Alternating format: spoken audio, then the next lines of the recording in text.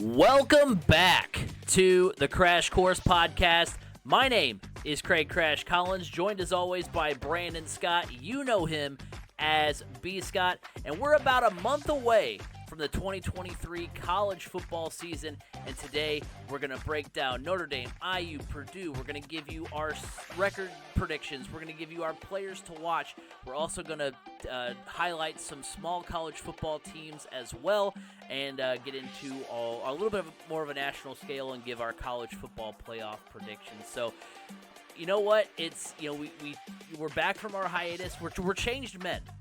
Brandon started a new job. I got a new Team USA baseball hat. We're basically different people from the people you talked to back in May.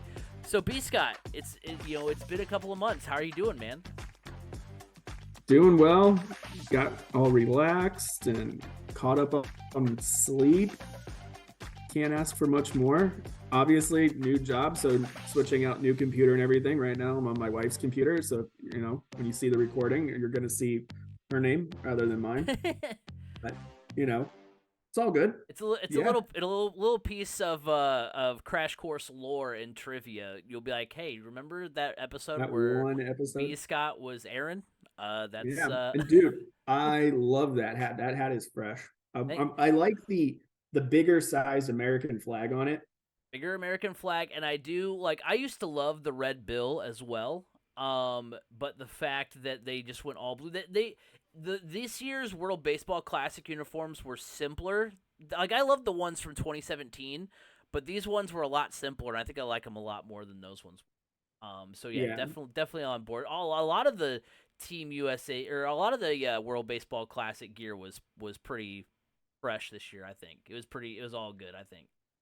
Yeah, I mean, I didn't get to watch the World Baseball Classic. I was busy watching another baseball classic, but yeah, got to give a shout out though to the future Indianapolis Indian, Paul Skeens from LSU.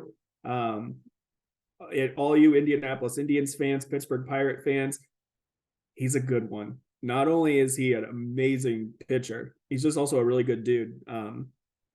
So yeah, very excited that Paul Skeens went number one and is going to be coming through Indianapolis. I guarantee he's only going to be here for about one or two appearances before they call him up.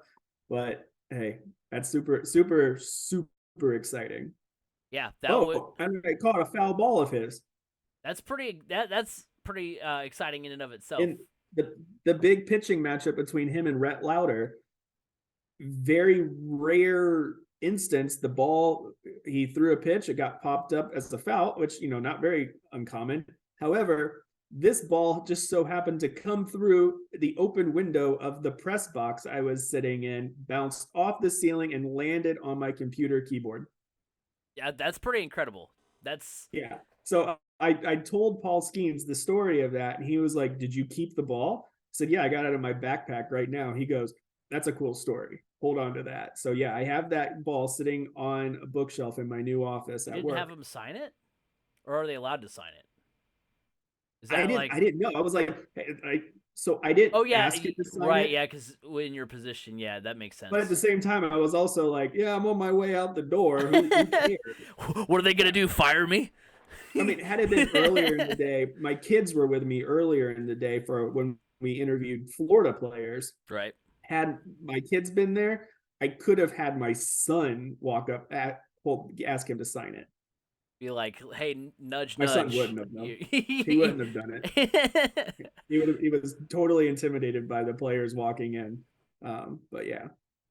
Well, that was the end of the college baseball season. We're moving on to the start of the college football season. That transition was kind of mid, but I'm here for it today. Well, college, one season leads into another. Exactly, and here we are. And so yeah, today we're gonna kick off. We're gonna talk about the three FBS schools in the state of Indiana. We're gonna highlight Notre Dame, Purdue, and IU. I know there's technically four because there's Ball State. We're not going to spend really any time on them, but we are going to highlight some smaller schools and then get into some other topics here. So let's go ahead and hop right in to our Notre Dame Fighting Irish preview. Now, what we're going to say to kick off this whole thing is that, for one, you know your team better than us. So if we missed anything, make sure you put that down in the comment section. And also, this is being recorded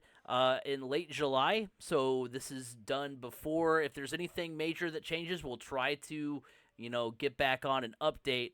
If that changes, and if it's going to change anything, like with our predictions, anything like that. But we wanted to make that a little qualifier here. So if you're catching this in mid-August, it came across your YouTube screen, just know that it was recorded before anything. If there's anything that major happens between now and the kickoff of the season, this was recorded back in late July. So as of right now, the Notre Dame Fighting Irish are ranked 9th in ESPN's FPI Power Index. This is before the AP polls are even released. And looking back at how the Irish were a year ago, they went 9-4. They won the Gator Bowl over South Carolina. They do have some notable departures. A lot of players out the door. Tyler Buckner and Drew Pine, their two quarterbacks, they both transfer. Logan Diggs, running back, he's also gone. And then Michael Mayer and Isaiah Foskey, the tight end and defensive lineman, they're gone to the NFL. So some big contributors on their way out. But let's focus on the players that they're going to have this year, because they do have a pretty solid team going into 2023. When we look at players to watch, we're going to name an offensive and a defensive player to watch. For me, offensively, the one that stands out is, the Wake Forest transfer, Sam Hartman.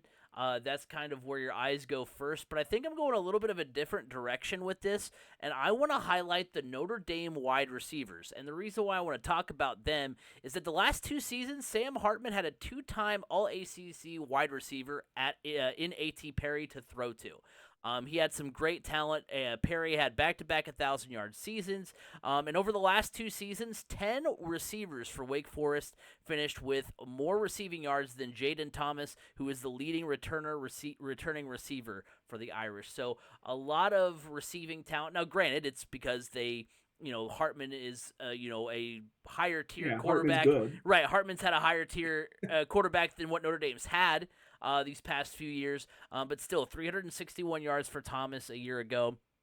And because what we've seen a lot from Notre Dame is it's been a lot of the running game. It's been a lot of Michael Mayer. That's what we've seen a lot through the offense. So I'll be interested to see how involved these wide receivers are and who's going to emerge as the top target for Hartman.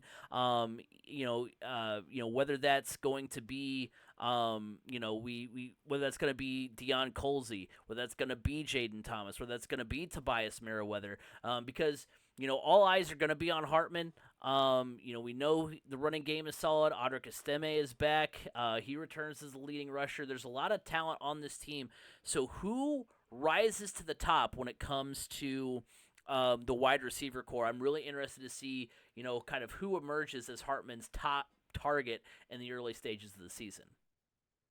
Yeah, so, like you said, the obvious choice is Sam Hartman.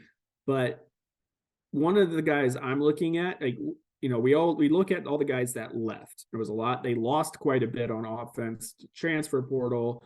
However, they do bring back leading rusher Audric Estime. If I am pronouncing his last name wrong, it's Estime, I think. Estime? Okay. I just want to make sure. It's tough. Yeah, but he's back after finishing with 920 yards and 11 scores last year. He was averaging close to 6 yards per rush. So that's really impressive. And I think as you are working in a new quarterback, yes, he's an experienced quarterback, but you're working in a newer quarterback with newer wide receivers. Having that kind of fallback, having a good running back behind you. He was nearly a 1,000-yard rusher. Like I said, he accounted for 11 scores. So he knows how to get the job done, and that kind of will really help them, especially considering this year that not only are they breaking in a new quarterback, but they're also breaking in a new offensive coordinator, Jared Parker, who, by the way, Jared Parker and Josh Freeman, Coach Marcus Freeman, they were both on the coaching staff at Purdue under the Darrell Hazel era. And Jared Parker was actually the interim head coach once they fired Darrell Hazel. So both of those guys were very much loved and liked. They're both very talented coaches. But Jared Parker, he is known for his coaching of wide receivers and tight ends. So it's going to be interesting to see how he can utilize these younger wide receivers and then maybe work in the running game as well. But yeah, I'm really looking at Audric Estime to really be a focal point as well of that offense to kind of help transition everything a little bit easier. Yeah, you make a good point because as this new offense is kind of being worked out. Because yeah, I mean, you wonder with a new offensive coordinator, how different is this offense going to look from years past? Because not only you have that talented running back coming back, but the last couple of years, I mean, it's been a very, the running game has been so pivotal. Now that you have kind of the tools to be a better passing team, how different is it, especially early on in the season? And yeah, I think having a running back that is, is very familiar with the system and able to really get going. I think that's going to be really key. So that's a good point brought up by you. That I think having that experience in the backfield, and also I mean, he can be pivotal out of the backfield, like catching passes in a pinch too. So he's a good asset to have for the offense. Defensively, I'm looking at defensive lineman Javonte Jean-Baptiste. He's a transfer from Ohio State. He was third on the Buckeyes with 4 sacks in 2022, which would have also put him third on the Irish in sacks as well, with that amount under his belt. Obviously, Isaiah Foskey leaves some big shoes to fill. But the Irish will need someone to step up on that defensive line, and I think Jean-Baptiste can be that guy. So I wanna see what he can do on that defensive line. Obviously, the reason why he would have been third is because Foskey set that number so high in sack totals. But if he can, even get to 3, maybe 4 again this year, that would be a big help for that defense. Oh yeah, for sure. One of the guys I'm looking at, he's been around for a long time. It's a name that has become synonymous with the Notre Dame defense. He was the second leading tackler last year. That is safety Jack Kaiser. To me, he just seems to fit the mold of what you expect from a leader within the secondary of the Notre Dame defense. I mean, I don't know why it just kind of reminds me, throwing it way back, but Tom Zibikowski, that kind of player, that kind of leader, and this is his team now. This is his defense. It's time for him to step up into that big time leadership role. He has, but take it on even more now as a senior. So I'm really interested to see how he can take hold of this defense and go and lead it into the season and help it improve, because there was some question marks about that defense last year. I mean, they were giving up 329 yards per game and 29 points per game. Maybe on the yardage, give or take 5 to 10 yards. But it was in the over 300 yards per game. So you want to see that defense kind of shore up a little bit. And one of the ways that it can do that is getting some good production out of its secondary, and having a player like Jack Kaiser roaming around there and at safety, it is a big help. So I expect big things out of him. His stats may not pop off the stat sheet for you this year, but sometimes as a leader, that's almost a good thing. You want to see him really kind of quarterbacking that defense mostly. Yeah, I mean, and heck, I mean, you said he was the second leading tackler last year. I mean, and that was your player to watch on defense last year was Jack Kaiser, and he went and proved you right. So I mean, he's gonna be a pivotal member on that defense. Looking at kind of the storyline for the Notre Dame Fighting Irish this year, I think the biggest thing is what is the improvement in year 2 under Marcus Freeman? What can we kind of expect, and can this team potentially compete for a college football playoff spot. The Irish started the 2022 season 3-3. We know about the bad loss to Marshall.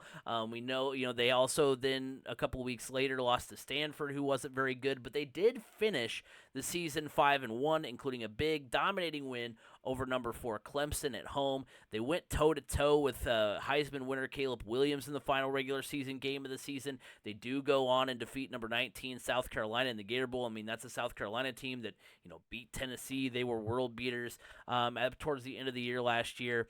And so you wonder, Brian Kelly was 8-5 in his first 2 seasons with the Irish. But with a high-caliber quarterback like Sam Hartman, the best quarterback they've had in a while, and a strong finish to 2022, you want to know what that momentum is and how that's going to carry over into 23, because they've got some tune-up games early in the year. They've got but then they turn on. They have some big games on the road at NC State. They go to Clemson. They've also got USC at home. They've got Ohio State at home. So they've you wonder kind of, what can we expect? Can we expect another 8-win season? Can we expect another 9-win season? Or can they even be better than that and be in that playoff conversation? Yeah, I mean, what I want to see is, I just want to see the continued growth from the momentum that they found at the end of last season. I mean, the schedule starts off pretty slow for them. Obviously, you get an extra couple of weeks because you start off the season in Dublin against Navy.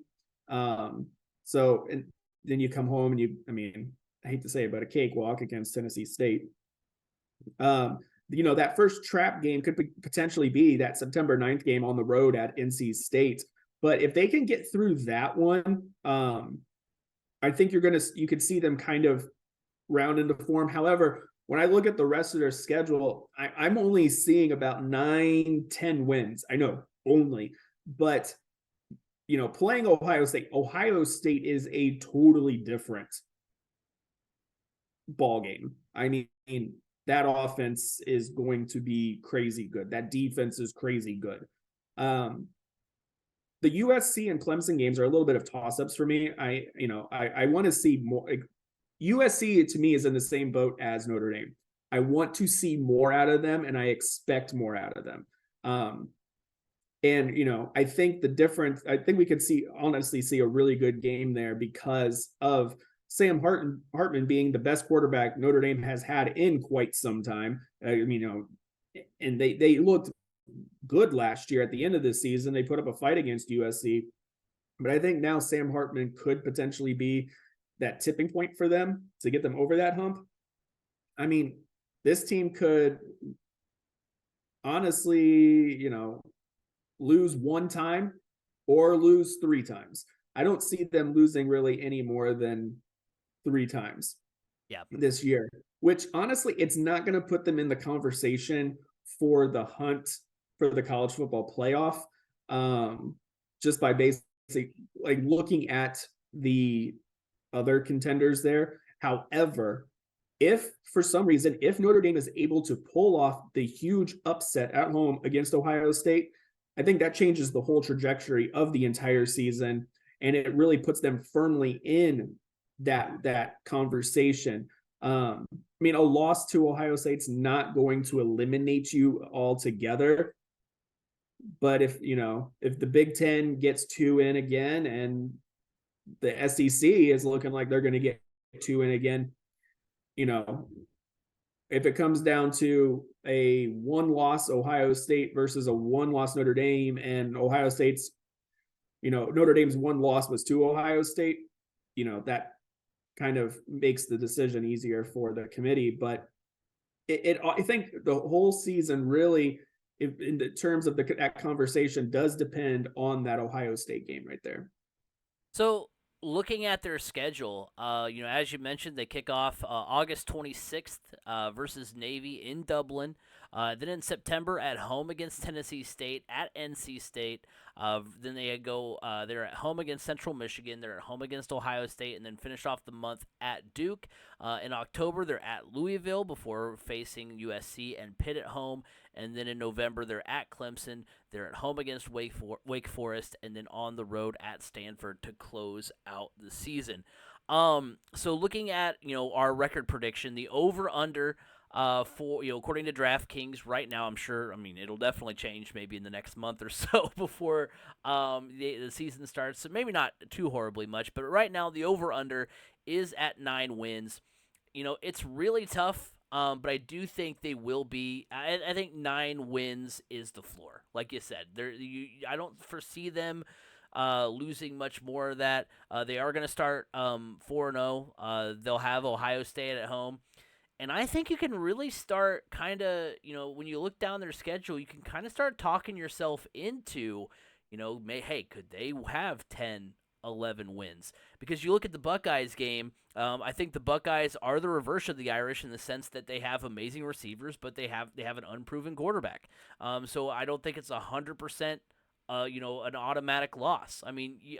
Yeah, obviously Uh, Ohio State. I will Well, say this: Ohio State has an extremely long winning streak against Notre Dame. true. Like for some reason, Ohio State in general is just Notre Dame's Achilles heel. Notre Dame can look really, really, really good all season. Then they'll play Ohio State in a bowl game and absolutely get curb stomped. For some reason, it's just Ohio State. Well, I guess the last time these two teams played, it came down to the wire, In but Columbus it's too. still, See, because yeah, I that's true. because and I mean, because I think Notre Dame fans obviously are going to have high hopes for this season. They're going to pack the house against Ohio State like they do for every game, but still, they're going to that place is going to be rocking. First real Yeah. road test for the new quarterback for Ohio State. I mean, I'm saying it's not totally out of the woods to think that could be a loss for Ohio State and a win for Notre Dame. I think Yeah. Ohio I State's guess gonna be favored. if you're trying to break in a new quarterback, what better way to break them in than having Marvin Harrison Jr. or into Mecca Ekabuka to Yeah, throw to? I'm not saying he's gonna go out there and throw 5 interceptions that are gonna lose by 20. I'm just saying that Yeah. it's not out of the woods to say that that's a possibility for them to get the win there. They do get USC at home. We know how the Pac-12 teams like to just not get it done when it matters. They did hang in there on the road in the Coliseum last year, and I mean they play Clemson on the road. They could probably stumble there, but all the stumbling blocks for the Irish I think that's this a year are good not set in stone. right. I think that's a potential win more so for Notre Dame than people want to give them. I'm not 100% sold on Clemson. I haven't seen much from the past couple of years that really says, yeah, Clemson's back, baby. They're strong as ever. Notre Dame's kind of had Clemson's number, and I don't know. I just feel like this is a good potential win for Notre Dame. However, it is very tough to go into Clemson and come out with a W. Right. But it is possible. We've seen it done by lesser opponents um, in the past few years, so it can be done. And that's where I think if I had to give like look at a potential upset, I don't even want to call that one an upset, but a potential bigger win, I would look at Clemson. Yeah. And so I think I'm going 9-3 as my record prediction. I know that's right at the over under. I don't feel super comfortable picking 10 wins because also I mean for as much as we're hyping up Notre Dame right now, for the Clemsons and Ohio States, I mean we also know them to sometimes stumble. Like I could see them losing at NC State as well. That's true. I'm going 9-3. Don't And sleep on at Louisville. Don't yeah, sleep on at Louisville. They got their coach that they wanted all along. right. So I think 9-3 is a good number. I want to go higher, but I think that's a good ballpark. And hey, one more win than what they had last year, and I think that the program is trending in the right direction. Yeah. You going 9-3 as well? Yeah, I'm going 9-3 as well. I think when I look at this schedule, that's the comfortable, but I could see it even 11-1. Yeah, yeah. I think anywhere between that 9 to 11 wins is pretty feasible to think that they could do that. So Notre Dame, primed for a good year. And another team that I think you and I are both hoping to have, a good year as well. That's the Purdue Boilermakers. They, according to the FPI Power Index, are ranked 50th. Their 2022 recap, they went 8-6, 6-3 in the Big Ten last year. They won the Big Ten West before losing in the Big Ten championship game to Michigan and then were blown out by LSU in the Citrus Bowl. We won't talk too much about that. Notable departures. Try playing a full strength LSU without your top 6 players and your coach. Notable Good luck. departures. Aiden O'Connell, he's in the NFL. Payne Durham, he's in the NFL. Charlie Jones is in the NFL. All these NFL talents going out there. Corey Trice, the corner, he's gone as well. And so when I look, we talked about breaking in a new quarterback for Notre Dame. My player to watch on the offense for Purdue, I'm going with their new quarterback, the transfer from Texas, quarterback Hudson Card.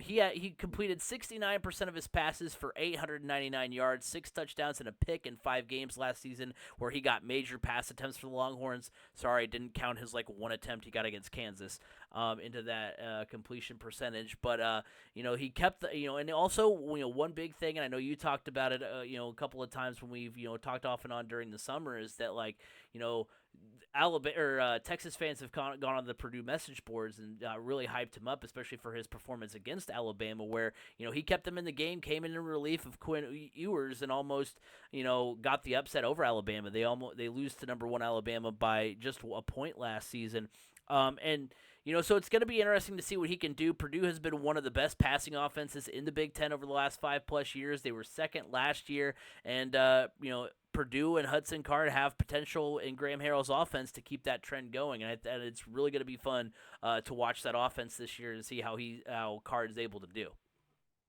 Yeah, it is going to be interesting with him because Graham Harrell's air raid offense also, a lot of it predicates on the athleticism of the quarterback. And that's going to be something that Purdue hasn't had for a while within Hudson Card, is that athletic ability. Hudson Card can actually make things happen with his legs as well. So you got to really worry about that. Obviously, for me, the player to watch, it's for me, this is tough because obviously you all want to see Devin Mockabee. You want to see him come out, storm right out of the gates, and prove that last year was not a fluke and that he is just as good, especially with kind of a revamped offensive line, to see what he's able to do there, how the potential wrinkle of the read option could come into play with him and Hudson Card. There's not much depth at running back for Purdue, so you're going to need to see a lot out of Mockabee. Then you got Tyrone Tracy, who switched over to running back from wide receiver. But the biggest player for me to watch is tight end Garrett Miller. Garrett Miller is coming off of a season-ending knee injury last year that happened in the preseason or early on in the season. Garrett Miller has the ability to be one of the best tight ends in the country. And, he's got the NFL talent, but we've never really been able to see it on full display because either he's been playing behind a couple other guys or injuries. And obviously when you have a tight end in front of you, like Payne Durham, you're not going to get your moment. But Graham Harrell has said the tight ends have a very, very large role within his air raid offense, and a pass catching tight end like Garrett Miller has the opportunity to really shine. And when you do have a new quarterback, obviously the tight end can always end up being a security blanket.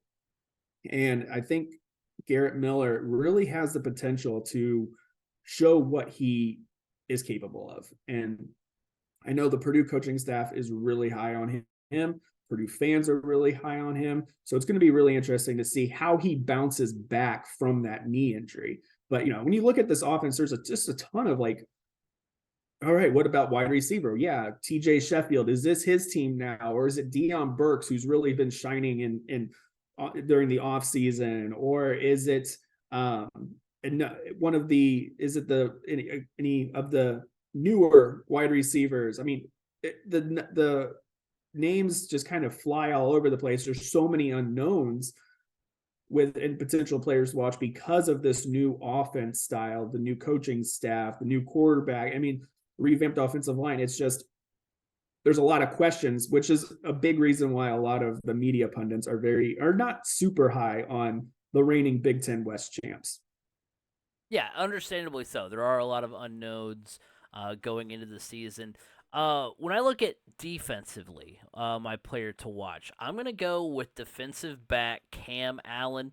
Illinois thrived when it came to takeaways in 2022. They were third in the country in turnover margin last season with new Purdue head coach Ryan Walters as the defensive coordinator. Allen was tied for the team lead with 3 interceptions a year ago, led Purdue with 2 fumble recoveries a season ago.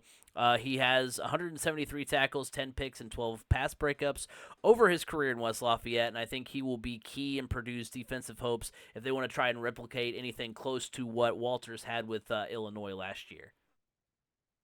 Yeah, the defensive secondary is kind of the big all eyes on that with Coach Walters being a secondary guru.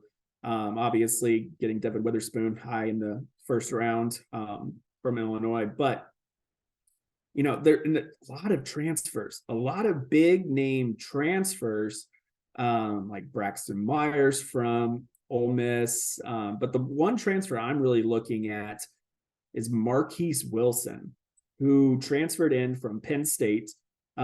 He was a guy that the Penn State defensive staff was very high on, but I don't know the full details of why he chose to transfer. If your coaching staff's really high on you, I guess the opportunity to come play for Coach Walters, that's been a big driving force for a lot of these secondary guys. He's coming out of a defense at Penn State that really flew around, had really good athleticism in the secondary. And, this is a guy that already knows how to play in the Big Ten, and also on a high caliber winning team. So can he become kind of that leader, or bring that expertise and that knowledge with him over to Purdue? What kind of athleticism can we see from him in this Purdue? It's not the air raid, but they have a term for their defense as well. It's kind of along the air raid lingo, but it's going to be really interesting. So that's why not just even Marquise Wilson. I'm just looking at that entire secondary and how much it has changed. So, but yeah, Cam Allen is still going to be one of the main guys because he's a ball hawk, and that fits really well in the Ryan Walters defense. But yeah, this whole secondary, you could also look elsewhere in this defense. Nick Scorton, otherwise previously known as Nick Carraway, some people are hyping him up pretty high. There was one writer that actually had chosen him as the Big Ten preseason defensive player of the year as a prediction. So this is a kid that came in last year as a true freshman and really opened up some eyes coming off the edge. Obviously now the defense is like a 3-4 hybrid type thing. So he's going to be kind of more standing up or down, he's going to be switching back and forth, but I expect a pretty big jump from year 1 to year 2 from Nick Scorton now. But yeah, that defense I think the defense is probably going to be what carries Purdue this year, which is a weird thing to say when you think back on Purdue and how great of offenses it has had in the past. But I think it's the defense that's really going to be the anchor for this team this year. Yeah, and really honestly cause for some optimism as well, because if the defense plays as well as they kind of project to, and they can find something on offense, it could be another really solid year. The defense did lose some pretty large names and large people up front. Branson Dean transferred to Miami.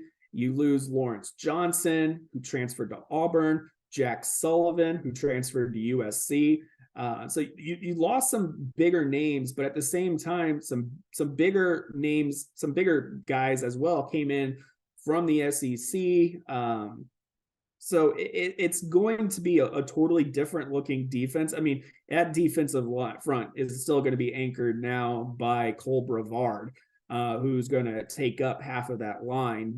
The man is an absolute beast, but just size wise, he's a massive human being. Carmel grad, so that's cool. But yeah, there's going to be some different names out on that defensive line. So it'll be interesting to see how all that plays, because that defensive line last year was pretty good for the Boilermakers.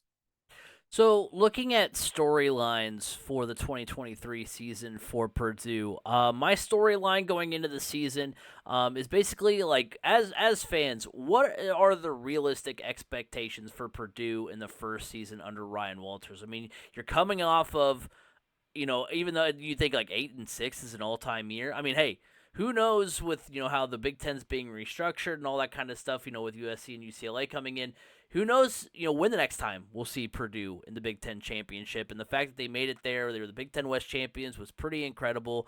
And you'd like to think the addition of Hudson Card puts them right back in the conversation in 2023, but no Ohio State or Michigan on the schedule last year. They get both this year. Michigan ended up on the schedule. Right, right. Well, this year they go to Ann Arbor in November, which should be a fun time. Wisconsin should be better. Iowa's there. Minnesota is always in the conversation, or at least, spoiling the teams that are in the conversation. So, the question is, like, what can we expect from this team with a Big Ten West that was a little fluky, a little weird last year, should be a little bit more buttoned up this year. Plus, you get Ohio State and Michigan both in the regular season. I think 8 wins is entirely doable, and we'll get into our record prediction here pretty shortly. But it's the question is where could they end up this year that you would be like, all right, that's a great first season under Ryan Walters. That's kind of the storyline going into the year. Yeah, for me, that is a good one. I mean, I think that is the storyline.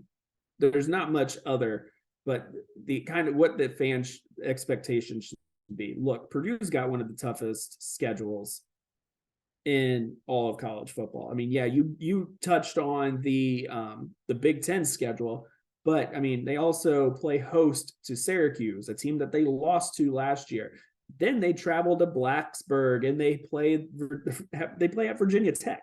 So it's not a super easy schedule. Like, I think Purdue fans' expectations should always be bowl eligibility. That is where Purdue is right now. And then competitive against the teams like Ohio State and Michigan. And honestly, I think I'm not as sold on the rest of the Big Ten West this year with the amount of new coaches that have come in. I think Nebraska, yes, is going to be much improved because they're finally going to have a coach that can probably get the talent out of the players that's on that roster. Wisconsin, to me, has question marks because they are installing a totally different style of play that has not been their norm over the past, I don't know, 30 years. Because you look at who the coaches have been, they've all come from that Barry Alvarez tree. And now you're bringing in Luke Fickell, who's just shaking things up and changing it all together. So, there is potential there for Purdue to kind of make that noise again, especially if the defense can click, especially if Hudson Card plays up to the expectations. But I think, like I said, the main topic of the season is just kind of seeing what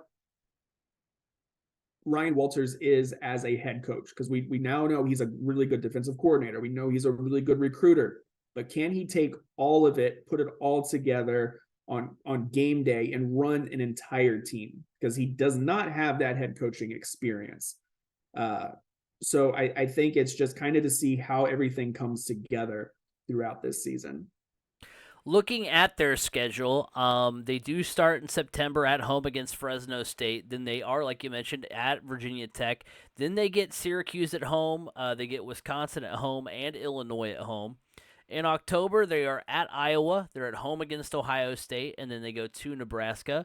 And then in November, they're at Michigan, at home against Minnesota, at Northwestern, and then versus IU in the bucket game to finish off the season. So the over-under, according to DraftKings, is 5.5.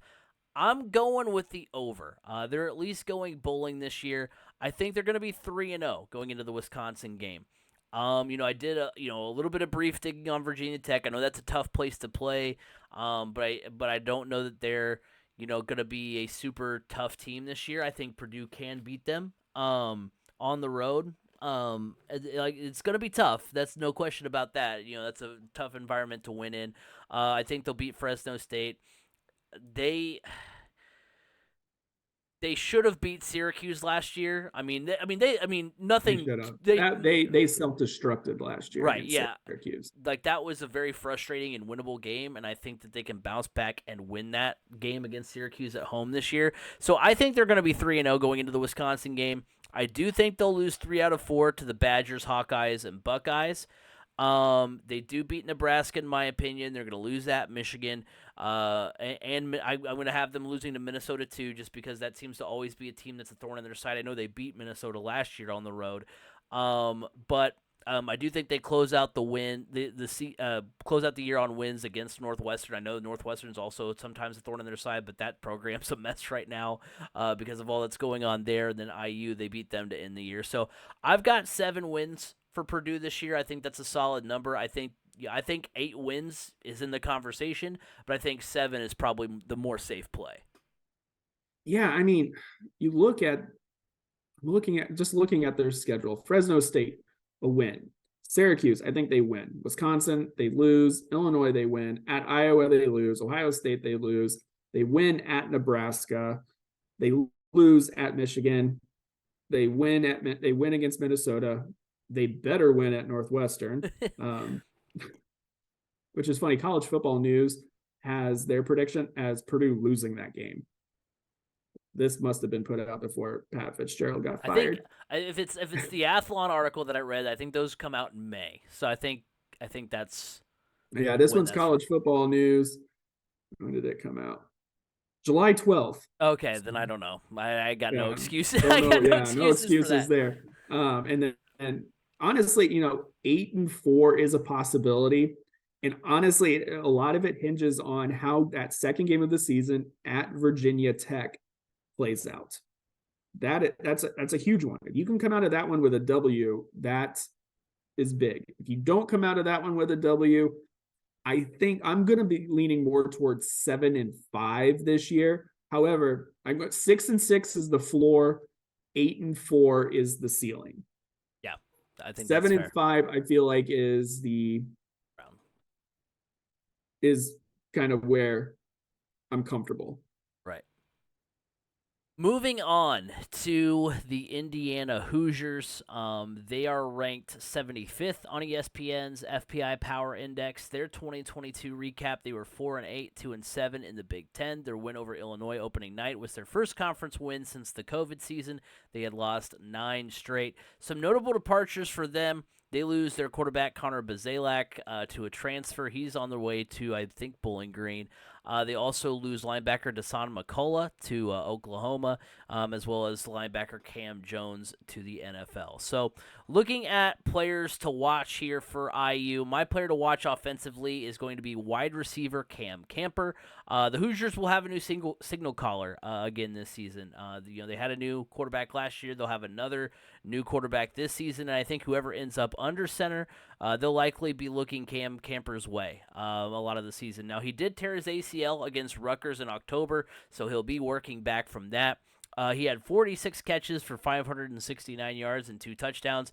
In 2022, he had 2 games with 10-plus catches and 100-plus receiving yards, including an 11-catch, 156-yard performance Week 1 against Illinois. So he's by far one of the best offensive weapons they have coming back. They do have a lot of turnover on offense, which isn't great, but I think Cam Camper is going to be a bright spot to the Hoosiers' offense this season. Yeah, so for me, my player to watch is quarterback transfer Taven Jackson, who transferred from Tennessee. Taven Jackson played at Center Grove here in Indiana. There's not much else there's not much experience in the quarterback room for IU, but Taven Jackson is really talented. And I think if he can just get the reps, and get protection from the offensive line needs help.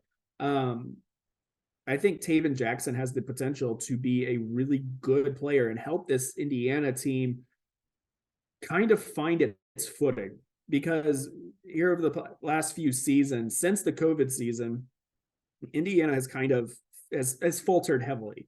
And you wonder, I'll get into that other part later, but yeah, Taven Jackson, to me, I think he really has the opportunity to be a really big name player for this team. And look, he's going to put butts in the seats at IU because of his older brother, who was IU basketball star Trace Jackson Davis. So just a little bit of connection there. But this is his team now. This is his offense. He's going to have his time to shine. And he's not going to have to play behind somebody like Joe Milton. Right. Yeah, I mean, there's been discussions, of who the quarterback which quarterback's going to win out in camp. But yeah, I think it seems it's funny because you kind of read some of the preseason articles, and a lot of the articles are like, oh yeah, there's a quarterback battle, but they also have been highlighting Taven Jackson a ton because I think he is ultimately going to win out, or even if he doesn't, he's going to end up being the quarterback at some point this year. So it'll be interesting to see what he can do. Defensively, I'm looking at linebacker Aaron Casey. He led the team in tackles in 2022 with 85 last season. He forced 2 fumbles as well. He does have all-conference potential. He might actually be the best player on the Hoosiers roster, to be honest, just as far as all-around talent goes. And he will need to perform at a high level in a position group that lost quite a bit last year. And so he'll need to stand out quite a bit. That's a huge one. Yeah. So losing Deshaun McCullough. Yeah, so they definitely needed Casey to step up and be good this year. Yeah, I'm looking at another transfer. Obviously, welcome to the day and age of the transfer portal. 2023 college football. I mean, how many of these players have we talked about that have been transfers? I think for me, Notre Dame. I talked about 2 guys that were on the roster last season. But I highlighted Sam Hartman. That's a transfer. Yeah, Hudson Card is a transfer. A transfer. I highlighted Marquise Wilson, a transfer on Purdue's defense. So yeah, here we go. Another transfer. I'm going with Western Michigan transfer defensive end Andre Carter. That defense needs some pop. Whether that's a heavy hitter or a guy that can just get some disruption within the backfield. Indiana really lacked that last year, and having a guy like Andre Carter come in who's a disruptor, I think that's going to pay dividends for their defense. Their defense is going to have some growing pains. Yes, Aaron Casey is back. Aaron Casey is going to be a really good player for this team, but the loss of Deshaun McCullough, that's going to hurt. I mean, that was a player that is a game-changing player on that defense. Obviously, when his dad left, that meant he was going to leave too. So that's the kind of the game you play when you work that kind of system. But I think Andre Carter he came from the MAC.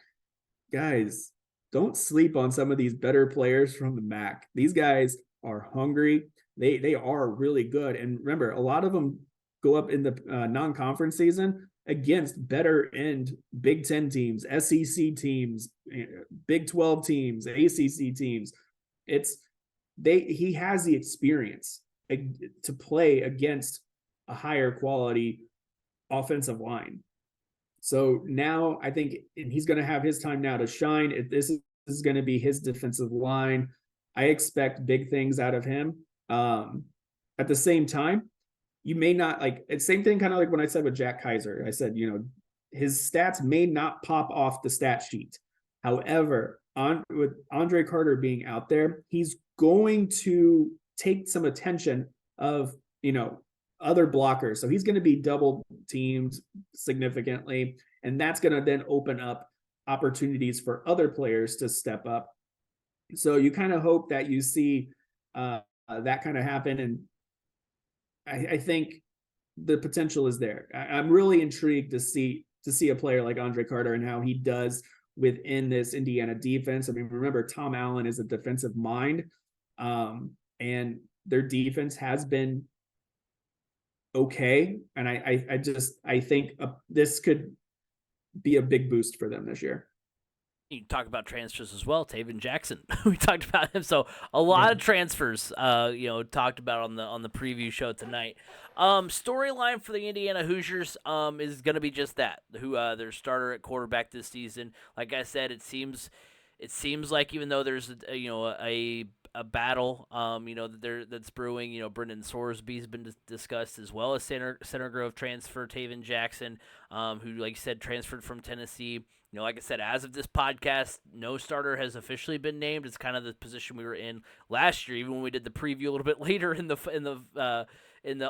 August. There's they had a quarterback battle there, but it was again kind of where we know who the winner is going to be. Kind of like we have the favorite, but we'll see if another player kind of rises to the occasion. But whoever it is that starts at quarterback for IU, I mean, it's going to be another new starter for that program, and we'll know right away, what they have in that position, because guess what? Right out of the gates, you play Ohio State.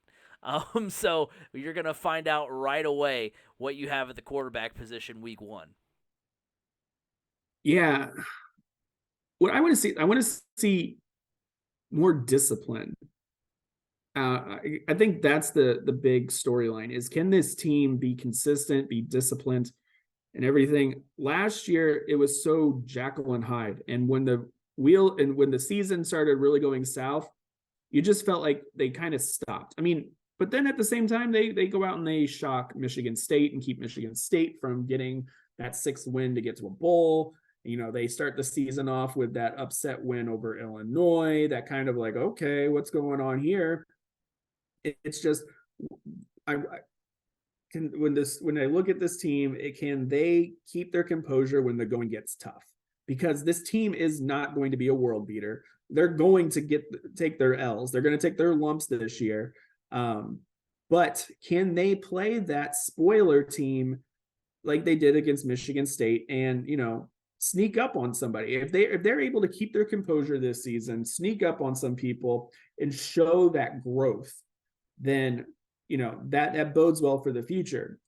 If not, if the wheels fall off again, it could be Indiana's looking for a new head coach. So the storyline, like I said, for me, is just how this team can ride through the season. And if it's shown maturity and it's showing fight, that's kind of the storyline for me that I'm looking for with this team. Looking at the schedule for the Hoosiers, like I said, they do start the season against Ohio State week 1. Then they will play Indiana State, Louisville at home, Akron, and then they will finish September at Maryland. Then in October, they're at Michigan. They're at home against Rutgers. They're at Penn State. And then in November, they have Wisconsin at home, at Illinois, then at home against Michigan State before finishing out the bucket game at Ross-Ade Stadium against Purdue. So, over-under, the record prediction, according to DraftKings, their over-under is at 3.5 wins. I'm taking the under here. They went 2-7 in the Big Ten with a seasoned quarterback under center last season. I mean, say what you want about Connor Bazelak. I know he wasn't like a top-tier prospect. He was at Missouri for a little bit, and now he's in the MAC. But, they still had – I mean, all told, they had a quarterback that had NCAA reps, like consistent, reps, last season, and still struggled, during this course of the season. And I just see them struggling, no matter who takes the reins at quarterback for them this year. I think they'll be 2-2, after the first 4 games. They'll beat Indiana State. They'll beat Akron. I think they beat Rutgers at home. And then you kind of have to talk yourself into the other teams that they played well last year from the Big Ten. I mean, they hung in against Maryland. Of course, that was at home. They beat Illinois, like you said, and Michigan State. Now they do get Michigan State at home. They have they'll have I think Illinois. No, Illinois is I think on the road, but they'll have Michigan State at home.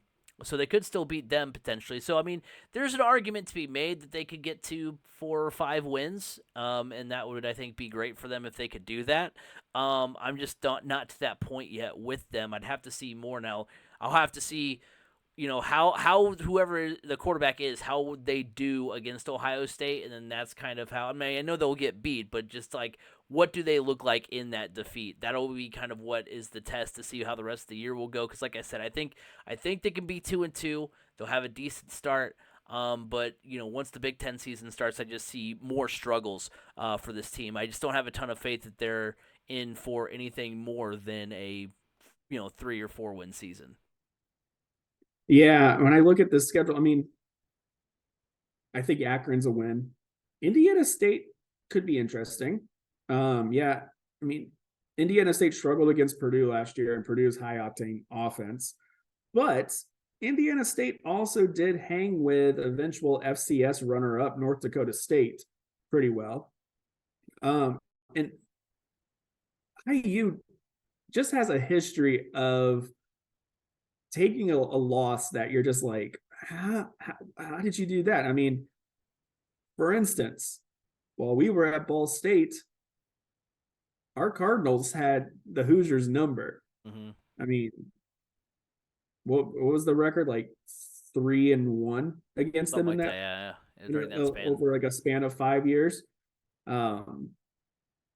So I mean, but I know I'm still going to say that's a W for them. I think this Indiana team, their floor is 2 wins, but their ceiling is 4. Because some of these games are toss-ups.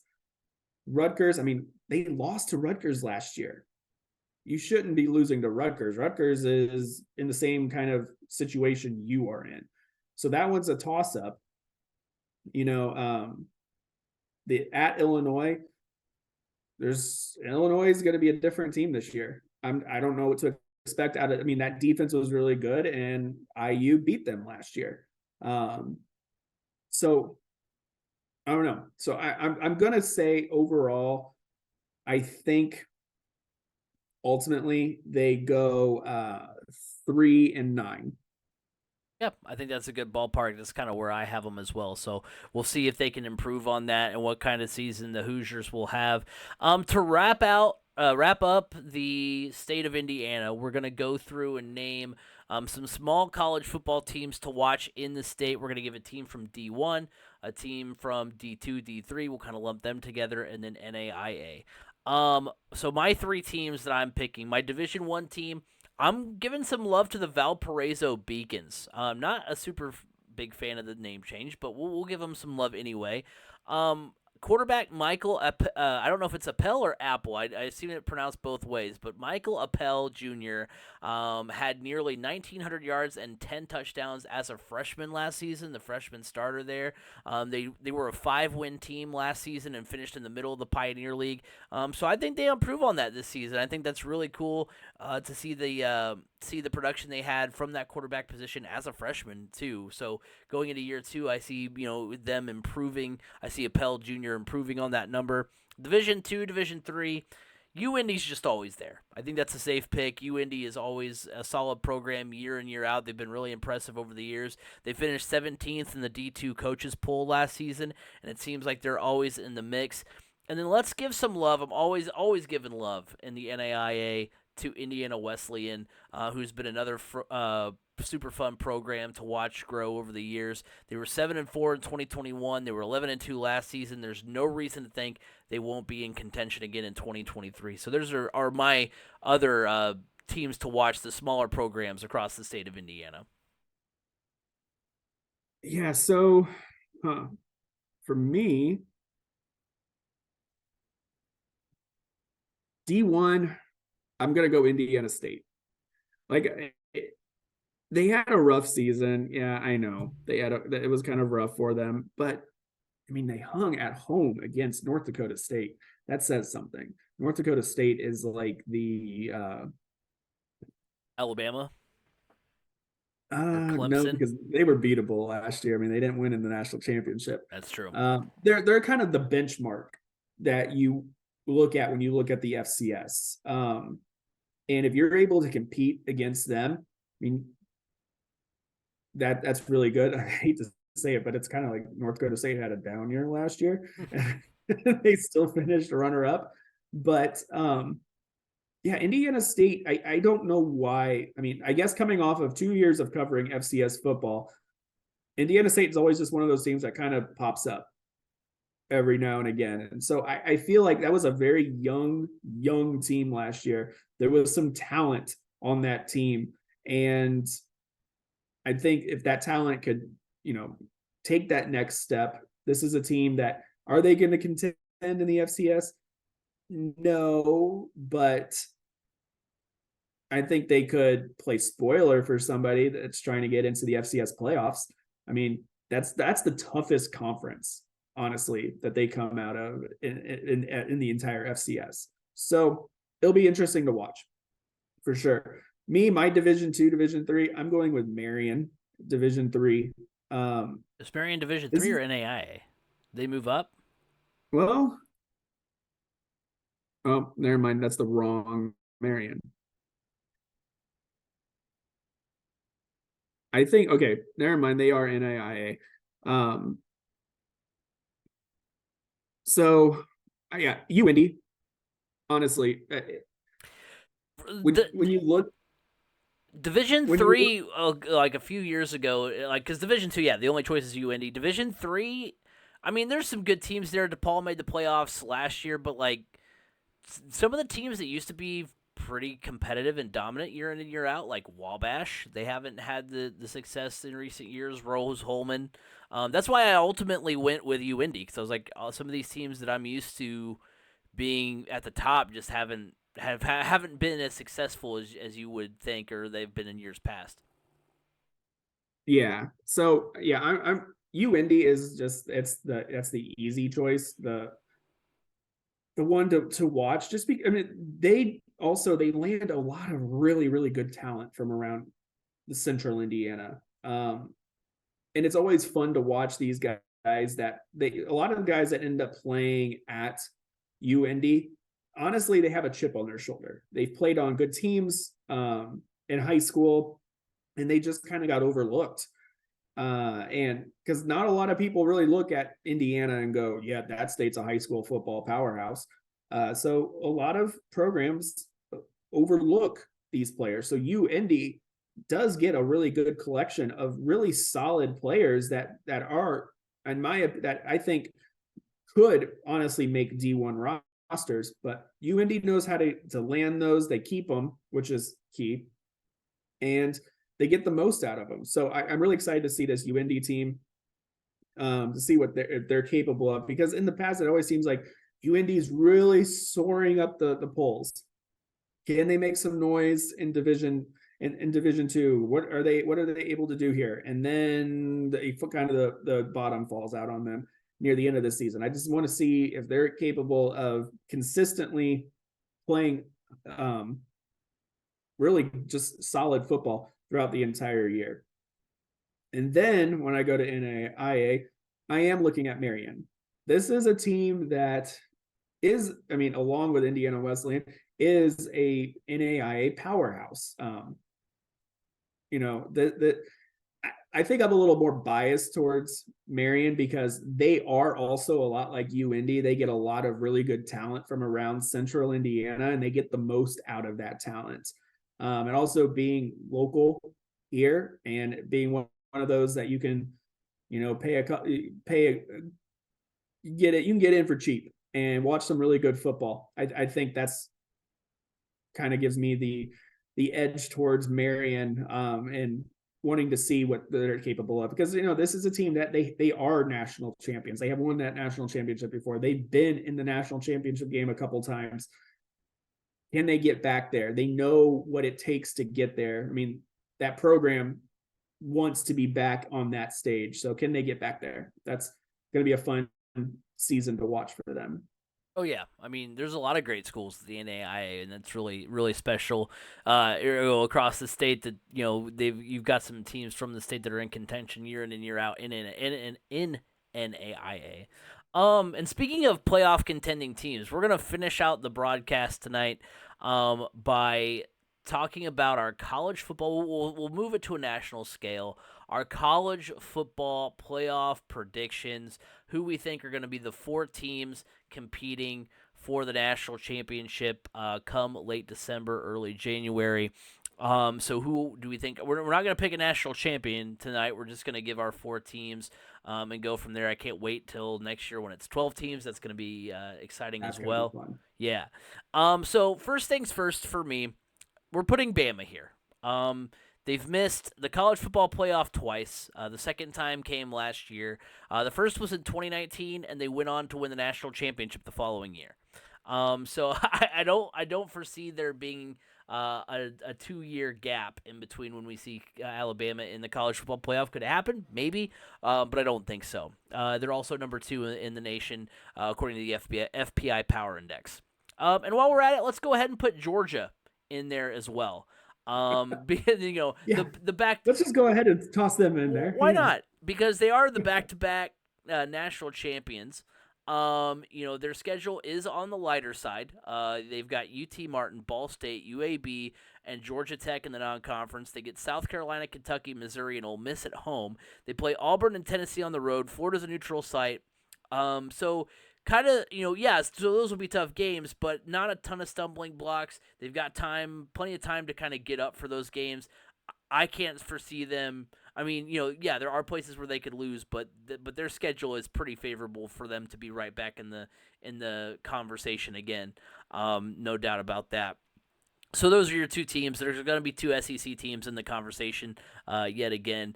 We're going to see the Big Ten champ. That's another thing that you can kind of circle as a team being in there as per usual. And I have Michigan there for me. It's a toss-up between Michigan and Ohio State. The Buckeyes are the number 1 team according to the Power Index. Michigan is 6th. But I'm giving the nod to the Wolverines because they get Ohio State at home and return J.J. McCarthy at quarterback. Again, I know the quarterback for Ohio State isn't a scrub, but I think it is going to be a difference to have a returning starting quarterback than it is to have a quarterback in his first year, especially, again, first-year quarterback on the road, first experience of Ohio State, Michigan, on the road, and maybe the snow again like it was a couple of years ago. That's going to be tough. And you also have Blake Corum and Donovan Edwards coming back to the Michigan backfield as well. So I'm going Michigan there. So Michigan, Alabama, Georgia, pretty similar to what we've seen in the past. For the final spot here, the smart pick is probably Clemson or USC. Clemson is the better pick. Quarterback Cade Klubnik is primed for a solid season. You've got USC with Caleb Williams, although the Pac-12 can't get out of their way. So I'm done picking Pac-12 schools. Every time I think like, oh, hey, they're back in the conversation, somebody loses. So I'm done picking them. So let's get weird with it. I mean, why not? It's our preseason picks. I'm going with Texas here. I've got Texas as my 4th team in. Does that mean you then have Texas beating Alabama? No, I'm going to get to that in a second. The Longhorns do have quarterback Quinn Ewers back. They've got a great offensive line. They've got one of the best defensive players in the Big 12 in Jalen Ford.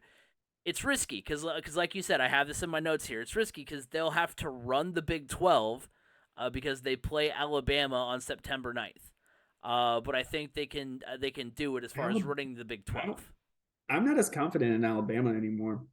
And maybe not, and maybe they do. I mean, look what Texas did to Oklahoma. I mean, not Alabama. I'm talking about Oklahoma. I'm not as confident in Oklahoma anymore, so that gives me better hope for Texas. Yeah, I think it's definitely doable. I don't think TCU is going to be as good. I think there's going to be teams that are good from last year for sure, but I don't think TCU is going to be as strong. We'll see. Kansas State's just kind of always, you're never quite sure what they're going to be. Who knows if Kansas can kind of replicate what they had last year. Oklahoma's down. So yeah, I mean they've got a really good chance to run the table. I think they'll have to do that. Now, also, I think what's interesting, too, is that there is no really clear-cut number 4, because, like I said, USC, I can see USC losing to Notre Dame and then getting to the Pac-12 championship game and losing like they did last year. Which I think would effectively rule them out, losing in that Yeah. final week. So, I mean, could Texas be a 2-loss team to get in? Who knows? I think the more logical route is for them to run the Big 12, but I don't think the Big 12 is as tough as it's been in years past. I think Texas is better than what they've been in years past. So, and also, I mean, looking at it, ESPN has their likelihood of making the playoff at 34%, which is fourth highest. So that makes me feel a little bit better that ESPN kind of technically has them in as the fourth team as well. So I'm going with the Longhorns here to make the playoff. Likely going to get bounced by Alabama or Georgia, although that'd be really fun. If Alabama and Texas is a fun game, September 9th, if that's a rematch in the first game of the college football playoff, that could get really fun. Yeah, it could. All right, so my 4. Let's get this one just out of the way. Georgia. Yep. Honestly, I do not see a world where Georgia doesn't get in. No. Georgia's coming through an easier side of the SEC. Their non-conference schedule is a walk in the park. No offense to Ball State, but good luck with that one. Hopefully the payday is worth it. So Georgia is in. My second, they're in. I don't have any doubts about them. Is Michigan. However, I have doubts about Michigan once they get in. Right. Yeah. I don't have doubts about Michigan getting in. My third team is Texas. I think, yeah, you are onto something there with Texas. Even a loss to Alabama doesn't take them out of the equation. This team, and a lot of people have them on their radar. Maybe I don't think they're sneaking by anybody, but this is a team that a lot of people are saying they're taking that next step. They're ready to take that next step. Quinn Ewers is ready to help them take that next step. It's not Arch Manning. It's Quinn Ewers' team still. So Texas, I think that's going to be a really sneaky good team this year. Then my fourth team, I am going with Ohio State. That offense, Kyle McCord is going to be everything he's advertised I believe. And a lot of people are saying he has higher abilities than CJ Stroud. CJ Stroud was a great athlete who also had a good arm. Kyle McCord just has a really, really, really good arm. And a lot of people will say CJ Stroud got a little near the end of the season, got a little too predictable with his connection with Marvin Harrison Jr. I mean, obviously that's a guy you're going to target almost every play because of just how good he is. I mean, when was the last time we've talked about a wide receiver potentially going number 1 overall in the NFL draft? So that's the kind of player Marvin Harrison Jr. is. But Kyle McCord, a lot of people are really, really, really high on him. And I think this Ohio State defense is also going to step up and be a little bit better this year. I mean, look, Ohio State was still, honestly, one bad call. I'm going to say it was that targeting call one bad incident. And that was Marvin Harrison Jr. getting knocked out of the game with a concussion. That doesn't happen. Ohio State wins. Ohio State beats Georgia, and we're not talking about Georgia as back-to-back national champions. We're probably talking about Ohio State as a defending national champion this year. That one play changed, I think, the whole outcome of the end of last college football season. So Ohio State's going to come back hungry. They were so close to taking out Georgia. And it's tough to leave them out. And then the team that's like the next team out looking in, I'm going to say I'm going to say USC, because they might not, like you said, Pac-12. That's all you got to say. But okay, maybe Alabama has the potential to be that next team out. I was going to say, no Bama and 2 Big Ten teams. You heard it here first. I think Bama could be there at number 5, just on the outside looking in. Alabama's got a tough schedule. That Texas game is not going to be easy. Look, it was a Hail Mary field goal that allowed Alabama to even beat Texas last year. I mean, yeah, I know it's not going to be played at Texas, but still, that's not an easy game. And then you also got to look at Alabama also has LSU on their schedule. LSU is going to be much improved this year. That's a team that has potential to make the college football playoff as well. And then you still have Texas A&M. If they can figure out how to put all that transfer talent and NIL talent to good use, that's the team to that could potentially upset Alabama. I mean, look, Alabama, they did get upset last year by Tennessee. This is a team. This isn't the Alabama that we have seen from 3-4 years ago. This isn't a team that's got like a Julio Jones walking through that door any this season. I mean, they're going to have talent and they're going to be really good, but I just feel like they could take 2 losses. Yeah. And then or even potentially 3. It's a toss-up with Alabama. I just, when I look at the rest of the teams, it's really hard for me to overlook Alabama's schedule.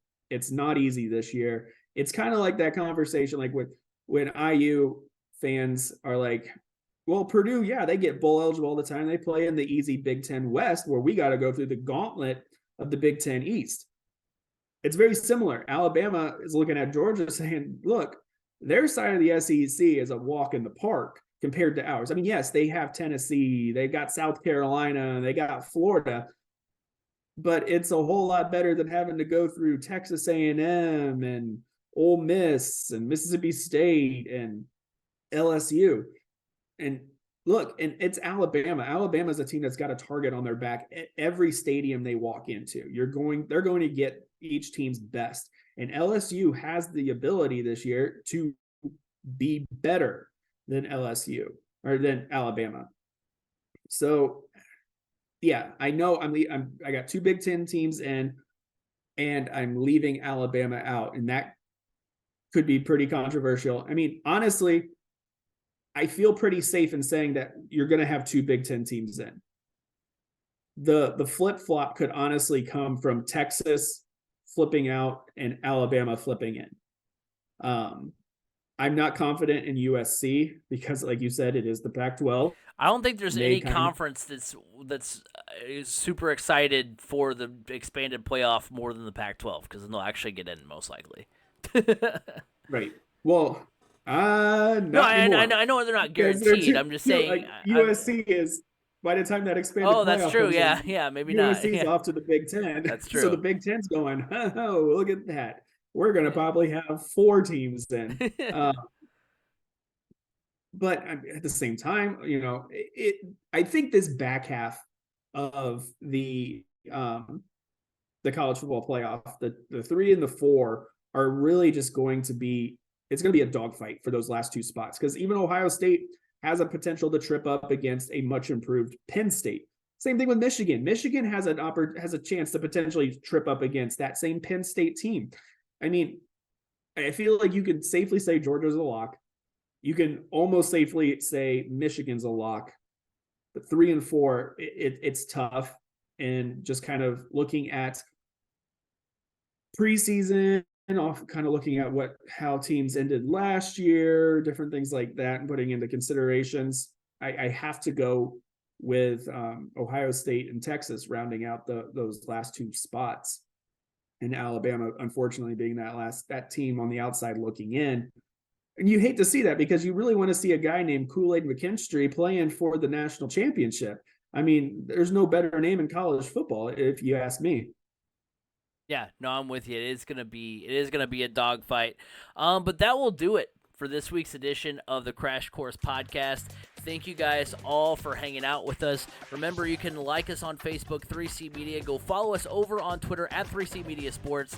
I just thought of before we hit record that I haven't made a Threads account yet, so maybe we'll go into that realm as well. Don't do it. Don't. We've also, you can follow at 3C Media over on TikTok as well, YouTube as well. If you're listening, go like and subscribe over on the YouTube channel. Give us some love there. And then remember, you can listen to us every week on Apple Podcasts, Google Podcasts, and Spotify, wherever podcasts can be heard. You can hear the Crash Course Podcast. You can find me at Crash Course FM on Twitter. B. Scott, where can they find you? You can find me on Twitter at Brandon_Scott87. We'll be having another preview show next week. We'll be talking about the high school football season. It's going to be a lot of fun. It's the season of preview, the season of dreams. We're going to get into all things football. It's going to be a lot of fun. But until then, have a good week, everybody.